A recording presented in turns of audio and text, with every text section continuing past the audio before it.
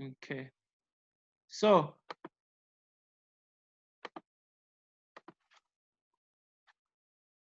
major insights can be obtained by the epidemiological studies that relate to particular environmental, racial, and cultural influences. Cancer occurrence are influenced by these various factors, and its study can provide essential information for the prevention of developing cancer in future patients. So, like I mentioned, we can actually prevent cancer in new patients. So cancer incidence is defined as the rate at which certain events occurs as the number of new cases of specific disease occurring during the period in a population at risk. It is estimated that about 1.5 million new cases of cancer occurred in 2011, and 568,000 people died of cancer in the United States that year. Of course, I'll need to update some of these. 2011 is quite a long time, but it's from the source material I got this information from. So cancer deaths, cancer death rates fluctuate, and it has been noticed that death rates in women has reduced slightly due to the less mortalities from cancer of the uterus, cervix, stomach, and large bowel. For example, interventions such as pap smear has reduced the mortalities and morbidity in cervical cancer. So when understanding another very key definition you need to understand um, in epidemiology is incidence. So incidence is defined as the rate at which certain events occur as the number of new cases. So I'm placing special emphasis on new cases. Okay, new cases relate to incidence. When you're thinking of new cases in a population, always think of incidence. This differs from prevalence. Prevalence is looking at the number of total cases in a given population. So you're looking at both the old and the new cases. Yeah, so that is important in understanding epidemiology.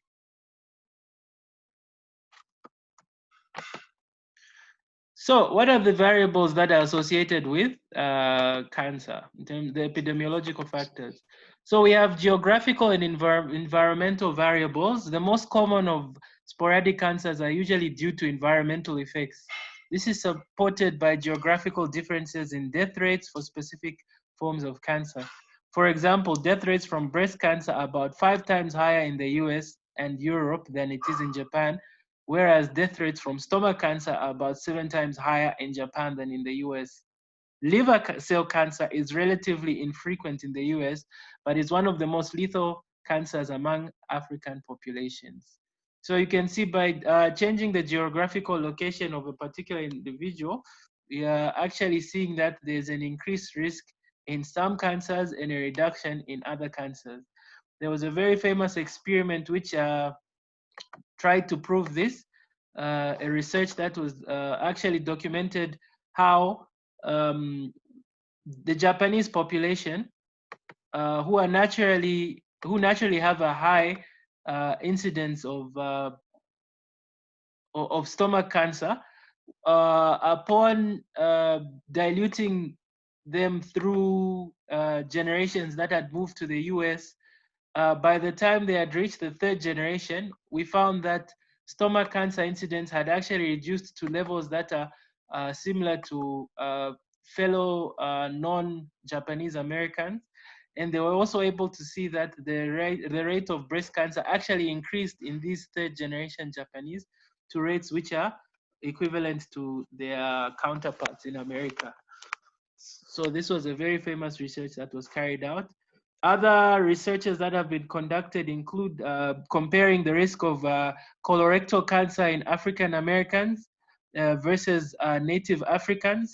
So what they found is African Americans had a high rate of colorectal cancer than native Africans who are still in Africa. So those Africans in the US who are African Americans actually had higher levels because of that environmental exposure. And they were actually similar to the rates in Caucasians. Whereas those who stayed in Africa, as in African children, they African people, they had low levels of colorectal cancer.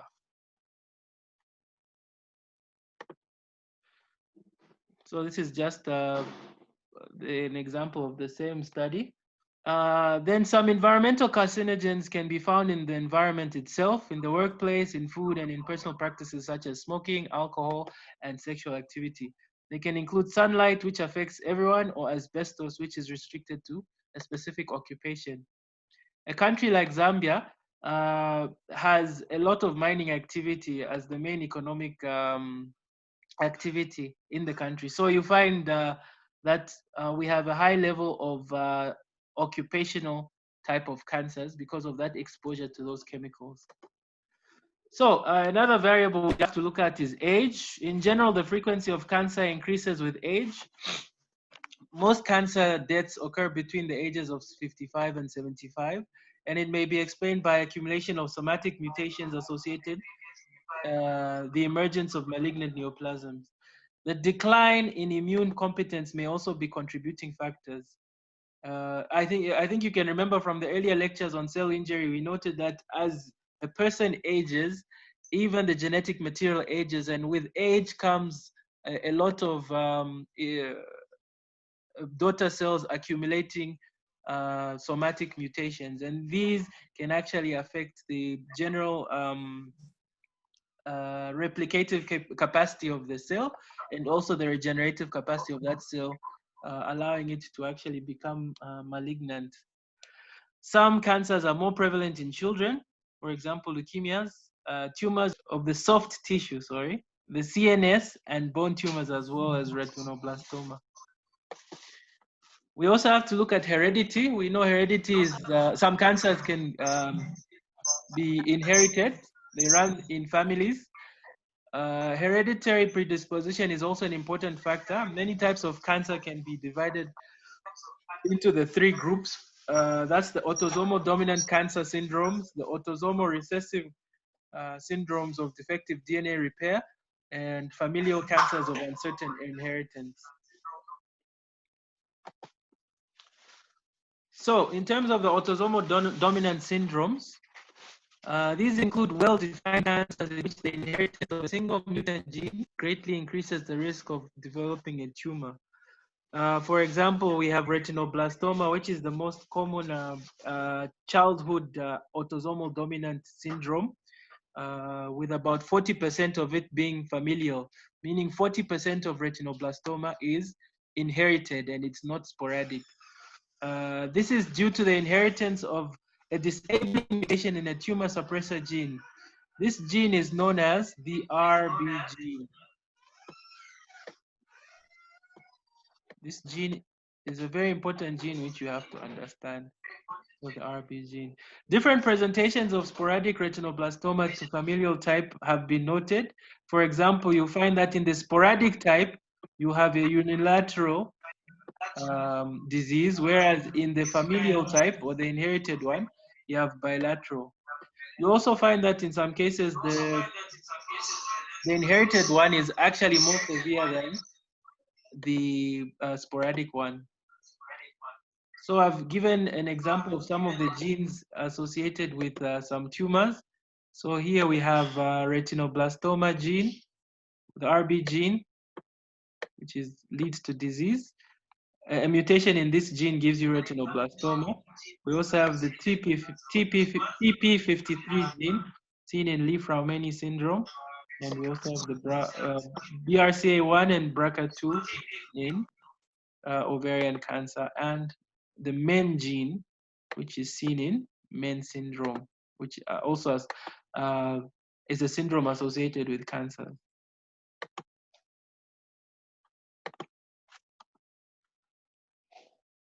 So when we look at the autosomal recessive syndromes, these are a group of rare autosomal recessive disorders. Characteristically, they are due to chromosomal or DNA instability and high rates of certain cancers. So you find that they are associated with defects in DNA repair, such as xeroderma pigmentosa.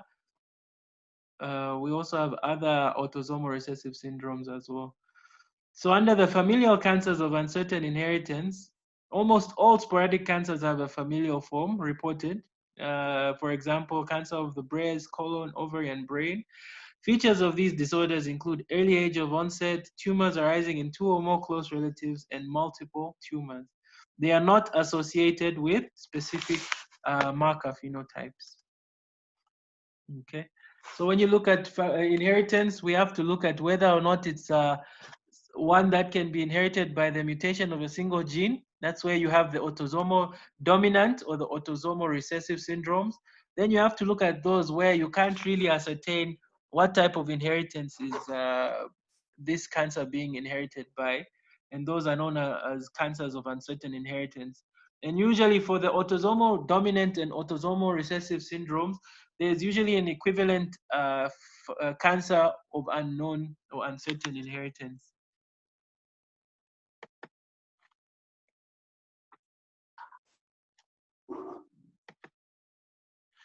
So we also have to look at occupation, as I said. You can see from the table, it's indicating the different types of chemicals one can be exposed to for a long period of time, which can lead to cancer. We have arsenic, which causes lung, skin, and hemangiosarcoma type of tumors. And these are associated with metal smelting byproducts, alloys, electrical devices, and medications. We have asbestos, which causes lung cancer and mesothelioma. These used to be used in roofing and lagging. And I'm sure for those of you who are familiar with Ilanga, there used to be a company called TAP Industries that used to manufacture these asbestos roofing sheets. But due to the risks of cancer, that company has had to close down. So we have benzene as well. Benzene causes leukemia, and we know benzene is found in light oils, printing, dry cleaning, and solvent. We have beryllium, causes lung cancer, and it's found in missile fuels, spaceships, and hardener for alloys. We also have cadmium, which causes prostate cancer. There's a yellow pig. It's found in yellow pigments, solders, and batteries. We also have chromium, which causes lung cancer, and we know that it's found in alloys and metal plating. For those of you who love vehicles, you know when on your alloy rims they usually plate them with chromium. Then we have ethylene oxide, which is known to cause leukemia, and this is a ripening agent for fruits and nuts. It's also used as a sterilant and rocket propellant. Then we also have nickel, which causes nose, lung cancer, and is used in plating alloys and batteries. For nickel, we know we have Munali nickel mine. Munali nickel mine is somewhere in Chikankata, Mazabuka district. And definitely those are areas where you need to look out for these type of cancers. We also have radon, which causes lung cancer, and it's found in the decay of uranium. So any questions on the variables associated with cancer? We have geography, we have age, and we have heredity and occupation. So those are some of the factors. Okay, so we can move on to the acquired neoplastic lesions. So the acquired neoplastic lesions are an acquired condition which are loosely referred to as precancerous. That is before cancer actually is established. There is an increased likelihood to malignancy, but cancer cannot always be inevitable. It's usually seen in a setting of chronic inflammation. If you can remember from chronic inflammation where you have sustained inflammation, and because of that sustained inflammation, you have a lot of replication going on, and because of that replication, you have a chance of having multiple mutations, and these mutations can lead to neoplastic transformation. Clinical importance is that their removal or reversal may prevent cancer. So you find that if you find a precancerous lesion or a pre-neoplastic lesion, you can actually excise this lesion and actually prevent the cancer from taking root. And examples include squamous metaplasia and dysplasia of the bronchial mucosa seen in habitual smokers, who have a risk of lung cancer. Then you have endometrial hyperplasia, dysplasia seen in women with unopposed estrogen stimulation, such as those taking different forms of family planning. These people are at risk of developing endometrial cancer. You also have leukoplakia of the oral cavity, vulva or penis, which may progress to squamous cell carcinoma. Leukoplakia is commonly found in AIDS. Then we also have villous adenomas of the colon associated with a high risk of transformation to colorectal cancer. So those are paraneoplastic disorders, and it's important you understand that you pre-neoplastic disorders, sorry, and it's important that you understand that they can actually be prevented. They can actually be used to prevent cancer by removing the site where you have this pre-neoplastic lesion. So we can move on to the molecular basis of tumor formation or carcinogenesis. So usually this is as a result of non-lethal genetic damage. Okay, so where you have your cell, because the cell has DNA, and the DNA may actually, or the nucleus contains the DNA, and this DNA may actually become damaged to give about, to bring about a cancer or a neoplasm. So genetic damage may be from the action of the environment, such as in chemicals, radiation, or viruses, or it may even be inherited, as we mentioned earlier, those two conditions, Li-Fraumeni and retinoblastoma. The genetic hypothesis of cancer implies that tumor mass results from the clonal expansion of a single progenitor cell that has suffered genetic damage. We'll talk about this more in the next slides, where you'll understand that from one cancer cell, because of this phenomenon of clonal expansion, you can actually have multiple neoplastic cells with only the most resilient ones surviving to actually form the cancer or the neoplasm. So it's important to understand when you're talking about the molecular basis, you're also talking about the genes which are involved in preventing cancer and causing cancer. So 4 classes of normal regulatory genes exist. These are number 1, the growth promoting proto-oncogenes. Okay, we also have number 2, the genes regulating apoptosis. Number 3, we have growth inhibiting tumor suppressor genes. Okay, then we have number 4, the genes that are involved in DNA repair. So these are the principal targets of genetic damage. The genetic alteration in tumor cells confers growth and survival advantages over normal cells. So by affecting any one of these 4 genes, a mutation in any one of these 4 genes can actually result in a tumor being formed. So I know we learned about apoptosis, and we know that apoptosis programmed cell death. Any cell that has accumulated a number of genetic mutations can actually be apoptosed. It can undergo apoptosis to eliminate it. Now, if you damage the genes for apoptosis, it means that that cell, even if it has accumulated a number of mutations, because you can no longer activate these genes because they are damaged, you find that apoptosis can't occur on this mutated cell, and then they can continue proliferating to form a neoplasm. This is also the same with DNA repair. We recall that DNA can actually be repaired, and when a cell accumulates too much DNA damage that cannot be repaired, it actually also undergoes apoptosis or cell death. But because of that, you find that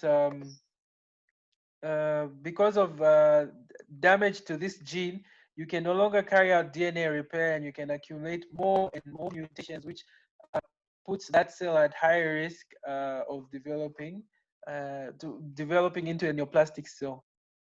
So the other 2 types of genes we'll talk about the proto-oncogenes, and we'll talk about the tumor suppressor genes. Okay.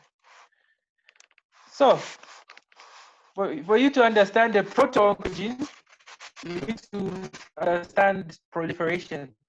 And for you to understand an oncogene, you have to understand a proto-oncogene. What is an oncogene? An oncogene, these are genes that induce a transformed phenotype when expressed in cells. Okay, so basically, these are genes that can actually bring about the process of neoplastic transformation. But by virtue of their name, oncogenes, you know that these genes are related to some kind of tumor formation. So most oncogenes are mutated or overexpressed versions of normal cellular genes called proto-oncogenes. Most oncogenes encode transcription factors, growth regulation proteins, or proteins involved in cell survival and cell-to-cell and cell-to-matrix transformation. So when you look at the proto-oncogenes, these are normal. They'll code for all these factors, which are essential for proliferation. We know that proliferation is very important. Cell replication is important. It helps in repair, tissue regeneration, growth, all those. But then when you have a mutated or overexpressed proto-oncogene, it can result in an oncogene, which can cause a tumor. The second gene we will discuss is the tumor suppressor genes. Tumor suppressor genes are genes that normally prevent uncontrolled growth. However, when mutated or lost, it results in the transformed phenotype to develop. The transformed phenotype in this case will be their inability to prevent uncontrolled growth. So a tumor suppressor gene, by virtue of its name, it suppresses tumor development. But when it's mutated and it's damaged, it won't be able to suppress this tumor formation. Okay, so tumor suppressor genes are placed into two groups, the governors and guardians. Okay, they are two groups which are essential in maintaining the cell in terms of the cell cycle. They help to guard the cell cycle from uh, excessive proliferation. They also protect the genetic integrity of a cell by allowing for detection of damage to particular genes that can lead to excessive proliferation and neoplastic transformation. So we have the governors. The governors are classic tumor suppressor genes such as RB gene, where mutations of the gene leads to transformation by removing an important brake on the cellular proliferation. So we know that the cell cycle is the most important, is a very important cycle that is takes place in the proliferation cycle. So the cell cycle is actually protected by these governors. Okay, the governors are able to protect the cell cycle from mutation of any of the genes which are associated with cellular proliferation, thereby inhibiting excessive cellular proliferation.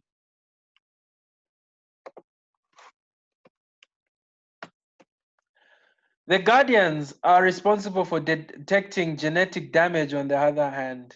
So for example, we have TP53, which is an example of a guardian which actually detects genetic damage.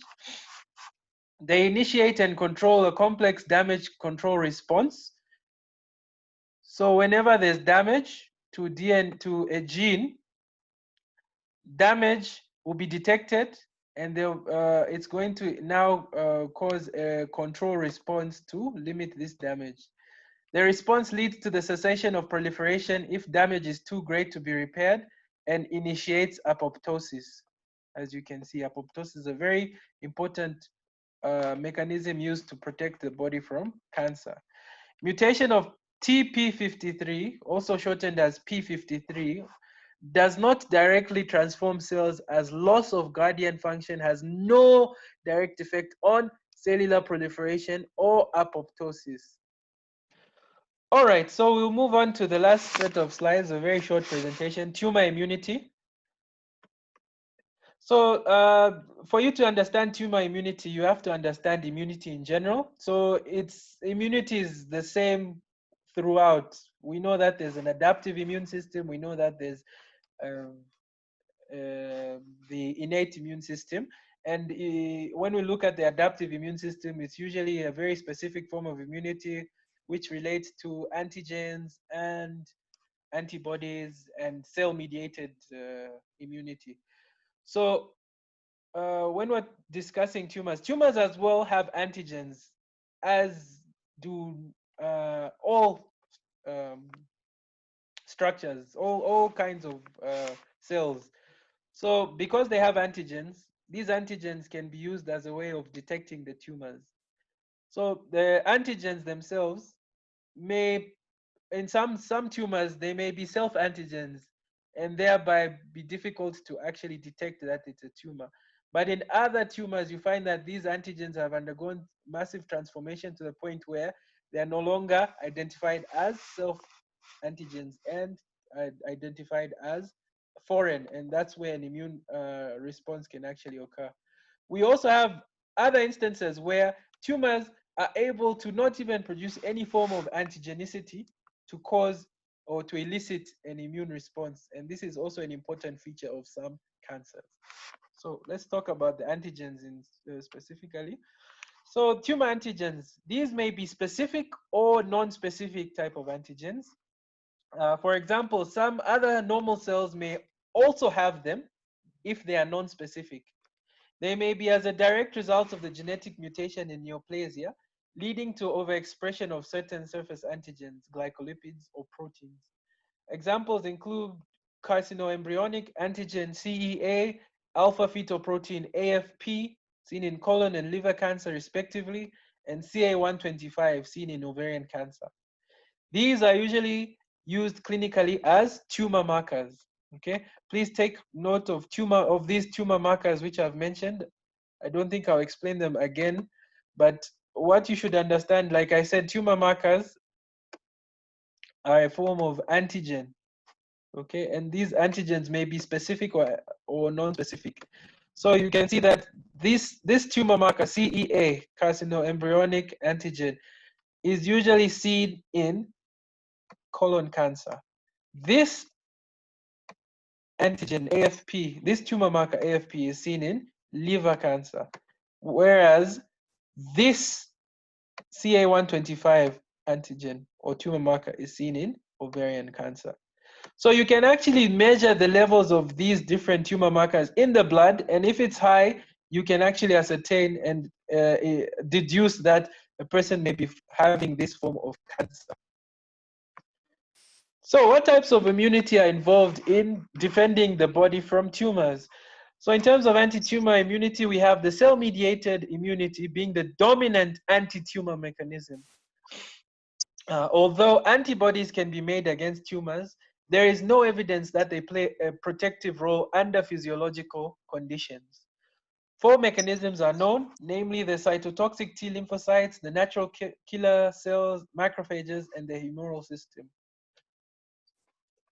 Okay, so like I mentioned, we're talking, the dominant ones are cell mediated. So we have the cytotoxic T lymphocytes, the NK or natural killer cells, and the macrophages. Then we have the fourth one, which is not known under physiological conditions to work, but due to the advances of science, we've been able to use the humoral system or the use of antibodies to actually combat tumors. So anti-tumor immunity, we'll look at the three cell types. We have the cytotoxic T lymphocytes. The role of specifically sensitized cytotoxic T lymphocytes has been experimentally proven. In humans, they seem to play a protective role chiefly against virus-associated neoplasms such as EBV-induced Beckett's lymphoma, HPV-induced tumors. Natural killer cells, on the other hand, these are cells that are capable of destroying tumors without previous sensitization.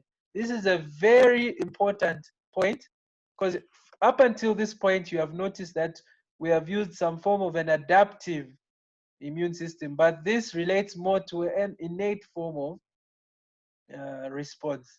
So these play a very important role in defending us from those tumors which do not produce any form of antigens. So they may provide the first line of defense against tumor cells.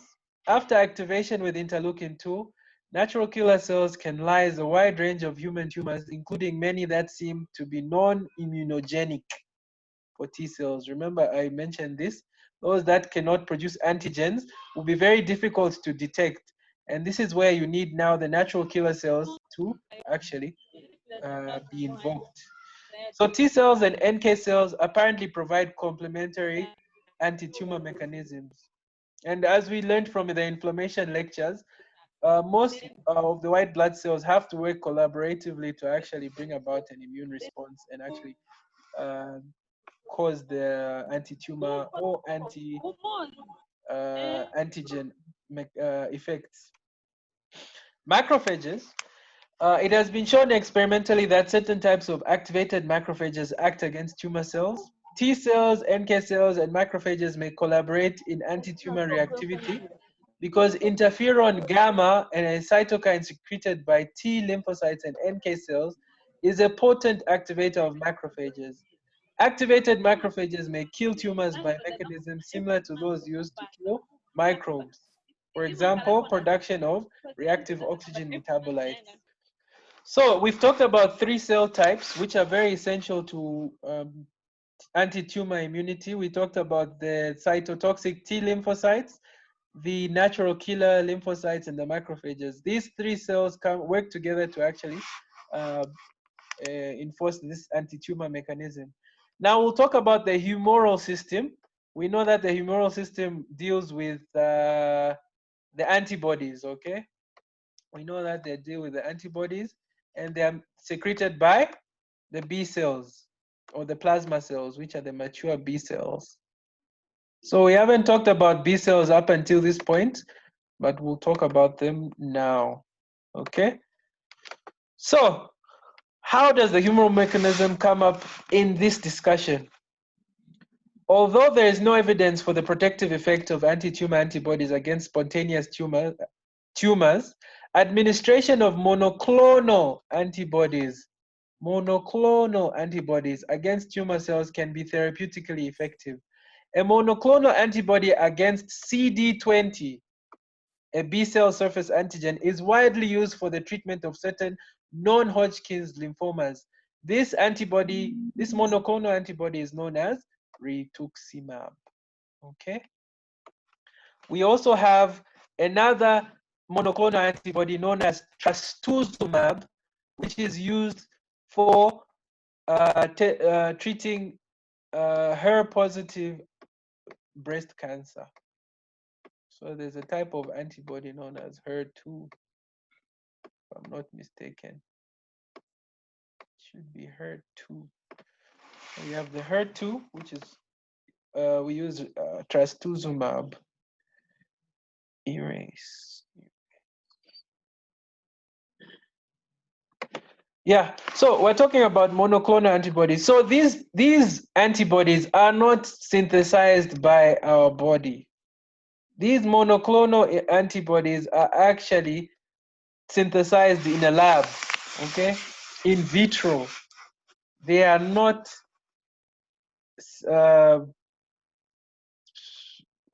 synthesized by our normal humoral immune system.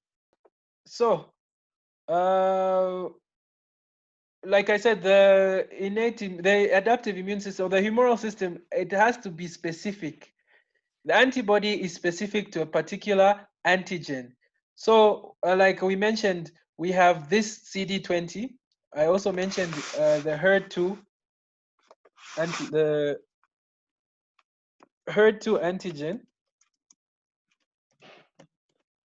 on certain types of breast cancer, which we treat with trastuzumab. So you find that because of this trastuzumab, we're able to treat this form of breast cancer, which is HER2 positive. So when you're testing for the antibodies, the antigens, if you find that an antigen of HER2 is on the breast cell or the neoplastic cell, then you can actually use this type of treatment. Okay, so those are the 4 main mechanisms. So let's talk about the clinical aspects of tumors. The importance of neoplasm ultimately lies in the effect on patients. Although malignant tumors are of course more threatening than benign tumors, morbidity and mortality may be associated with any tumor, even a benign one. Both malignant and benign tumors may cause problems because of, number one, location and impingement on adjacent structures. Number two, functional activity such as hormone synthesis or the development of a paraneoplastic syndrome. Number three, bleeding and infections when the tumor ulcerates through adjacent surfaces. Number four, symptoms that result from rupture or infarction. And number five, cachexia or wasting. Don't forget that tumors may also present with constitutional symptoms such as fever, weight loss, and loss of appetite, which are also important to pay attention to. Okay, any questions on the clinical aspects of tumors? So like, remember, we were talking about how a brain tumor, even though it may be benign, can actually be malignant because of its positioning. Maybe it's resting on the respiratory center, or it's or a cardiac tumor resting on the pacemaker. You find that because of that, it's actually causing malignant effects. So even benign tumors to some point can actually be malignant in their characteristics. Maybe not in their inherent physiological or pathological state, but in form of their characteristics or their consequences. Okay, so we'll discuss briefly paraneoplastic syndromes. So when you look at paraneoplastic syndromes, you can actually break this word down into para and neoplastic. So para, we know, means around. Neoplastic is relating to neoplasms. So these are actually symptom complexes that occur in patients with cancer, and that cannot be readily explained by local or distant spread of the tumor, or by the elaboration of hormones not indigenous to the tissue of origin of the tumor, are referred to as paraneoplastic syndromes. They appear in 10 to 15% of patients with cancer, and their clinical recognition is important for several reasons. Number one, such syndromes may represent the earliest manifestation of an occult neoplasm. Number two, in affected patients, the pathological changes may be associated with significant clinical illness and may even be lethal. And number four, the symptoms complex may mimic metastatic disease, thereby confounding treatment. So the paraneoplastic syndromes are very important because you find that some of these syndromes may actually be the first thing that is presenting for a cancer. And if you're not able to identify that it's a paraneoplastic disorder, you'll end up treating that patient based on the symptoms that they're presenting with. Whereas they actually have an underlying cancer that is in no way related to any of those symptoms other than the fact that it is a paraneoplastic syndrome. So an example of this, of some of these paraneoplastic syndromes are shown in the table. You can see that the majority of paraneoplastic syndromes present as endocrinopathies. That is diseases of the endocrine system. And they're associated with different types of cancers, and usually as a result of different causal mechanisms, but almost always due to some form of hormone. So we have Cushing syndrome, which can be seen in small cell carcinoma of the lung, pancreatic carcinoma, and neural tumors caused by ACTH or ACTH-like substance. We know that adenocorticotropin hormone is produced in the pituitary, anterior pituitary, which actually goes and acts on the adrenal glands to produce cortisol, which is a very important hormone for maintaining blood pressure, and it's also a stress hormone. When you're in stressful situations, you find that it will be activated. So we also have syndrome of inappropriate antidiuretic hormone secretion. So here you have small cell carcinoma of the lung, intracranial neoplasms. So this is basically because of antidiuretic hormone or adrenergic hormones. So in this one, usually you'll find that the patient will present with low levels of sodium. Serum sodium will be low, okay? And it's because of this ADH or ANH hormone, which causes that. Then we have hypercalcemia. We know that hypercalcemia is elevated levels of calcium in the blood, okay? And these are usually due to squamous cell carcinoma of the lung, breast carcinoma, renal carcinoma, and adult T cell leukemia or lymphomas. So this is basically caused by parathyroid hormone related protein. It may also be caused by TGF alpha, TNF, and interleukin 1. Hypoglycemia, we know it's low levels of glucose in the blood.